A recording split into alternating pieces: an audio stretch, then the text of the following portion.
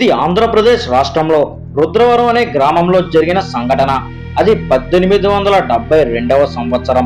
చీకటి పడితే చాలు రుద్రవరం గ్రామస్తులకు కంటి మీద కొనుకు లేకుండా ప్రాణాలు గుప్పెట్లో పెట్టుకొని ఎప్పుడేం జరుగుతుందో అని భయపడుతూ బ్రతుకుతున్న రోజులవి. దీనికి కారణం ఏంటి? సరిగ్గా 12 ఏళ్ల క్రితం రేవతి అనే యువతి వాళ్ళ నాన్నమ్మతో కలిసి రుద్రవరం గ్రామంలో నివసించేది. అదే గ్రామంలో నివాసం ఉంటున్న గ్రామ సర్పంచ్ రాంబాబు కొడుకు నారాయణతో ప్రేమలో పడింది. ఈ విషయం ఆ నోట ఈ నోట పాకి రాంబాబు చెవిలో పడింది. నారాయణ రేవతి ప్రేమించుకోవడం ఇష్టం లేని రాంబాబు పై చదువుల పేరుతో నారాయణ టౌన్ కు పంపించేశాడు. అయినా సరే నారాయణ సెలవుల పేరుతో ఎప్పటికప్పుడు రుద్రవరం వచ్చి రేవతిని కలిసేవాడు.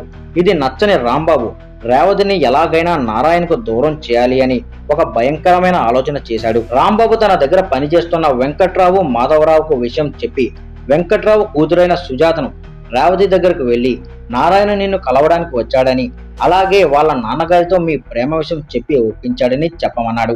ఈ కథలో సుజాత మరెవరో కాదు, రేవతికి చిన్ననాటి స్నేహితురాలు. సుజాత మాటలు నిజమేనని నమ్మిన రేవతి ఆనందంతో నారాయణ వాళ్ళ ఇంటికి వెళ్ళింది.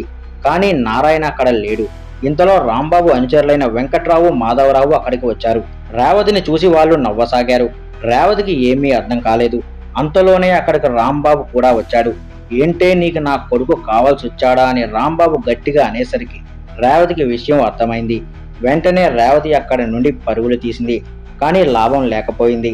ఎందుకంటే రాంబాబు ఉంటున్న ఇల్లు ఊరికి చాలా దూరంగా ఉంటుంది. ఆమె ఊర్లోకి వెళ్లేలోపే ఆ దుర్మార్గులు ఆమెను అతి కిరాతకంగా చంపి రాంబాబు ఇంటి బయట పెరట్లో పూజ చేశారు. ఇది జరిగిన 6 నెలల తర్వాత నారాయణ రుద్రవరం వస్తాడు. సుజాతను రేవతి ఎక్కడా అని అడుగుతాడు. రేవతి నేను ఎంత చెప్పినా వినలేదని, వేరే అబ్బాయితో వెళ్లిపోయిందని సుజాత చెప్పింది. ఇది నమ్మిన నారాయణ రేవతిపై ద్వేషాన్ని పెంచుకుని వేరే అమ్మాయిని పెళ్లి చేసుకున్నాడు. ఇది జరిగిన కొన్నాళ్లకి సుజాత ఊరి బావిలో శవమై కనిపించింది. సుజాత చనిపోయిన కొన్ని రోజులకే వెంకట్రావు మాధవరావు కూడా అదే బావిలో చనిపోయి ఉన్నారు.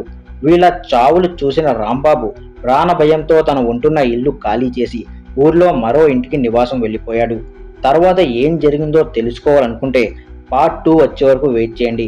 అప్డేట్స్ మిస్ అవ్వకుండా ఉండడం కోసం ఛానల్ను ఇప్పుడే సబ్స్క్రైబ్ చేసుకోండి.